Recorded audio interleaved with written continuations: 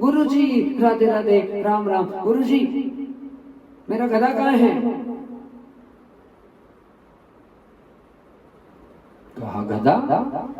हाँ गुरुजी गधा कहाँ है? अब तो बन गया ना मानव। गुरुजी सच्ची सच्ची बताओ मेरा गधा कहाँ है?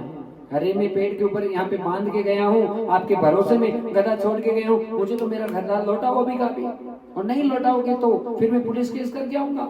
आप तो अच्छा नहीं कर रहे हैं बिल्कुल भी। अब तो गुरुजी संकट में आ गए, टेंशन में आ गए। धोबी तो जोर जोर से चिल्लाने लगा कि आप मेरा गधा दो। अरे बाप रे, तू गधा छोड़ के गया था, मैं केवल मनुष्य नहीं, मैं कलेक्टर भी बनाता हूँ, वो तो कलेक्टर बन गया।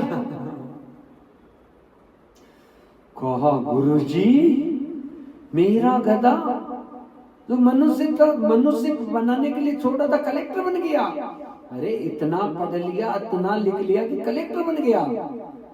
अरे गुरुजी इतना आनंद कर दिया महाराज। कहा आनंद हो गया?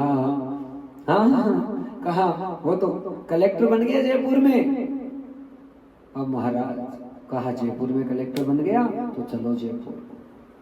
अब तो गांव से जयपुर की दूरी 30-35 किलोमीटर थी, और धोबी महाराज कलेक्ट्रेट के पास में, और अंदर कलेक्टर साहब बैठे हैं बड़े बड़े अफसरों के साथ। हाँ, और कलेक्ट्रेट के बाहर धोबी जी बाहर इंतजार कर रहे हैं।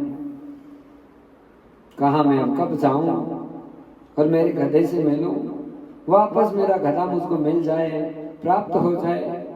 हाँ, अब मानव के रूप में, अब कलेक्टर के रूप में है तो थोड़ा रुपया पैसा भी मिल जाए, या कोई मदद हो जाए, कोई आनंद हो जाए। अरे मिलूं तो सही।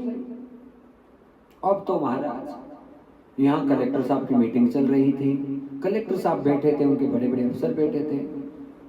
उसी सभा के बीच में वो धोबी घुस गया, और घुस के कहने लगा क्यों रे गधे, आज तो बड़ा डायलॉग मार रहा है यहाँ पे। हाँ, अब तो कलेक्टर की हालत खराब हो गई, बड़े बड़े अफसरों के सामने कह रहा है क्यों बे गधे, आज तो बड़े बड़े डायलॉग मार रहा है। कलेक्टर घबराएगा, कौन है ये मूर्ख जो अंदर आ गया? कहा रे आज तू मुझको मूर्ख कहता है, तुझको शर्म नहीं आती? तू वो ही तो है जिसके पीठ के ऊपर मैं कितना कितना सामान ढोया करता था, और तू चलता नहीं था तो कैसे बेंत से तुझको मारता था। कलेक्टर की हालत खराब हो रही। कहा है कौन ये, इसको पकड़ो। अब वो पकड़ने लगे महाराज, सब पकड़ के उस धोबी की पिटाई करने लगे। इतने में वो कलेक्टर आया और उसे लात मारने लगा। जिस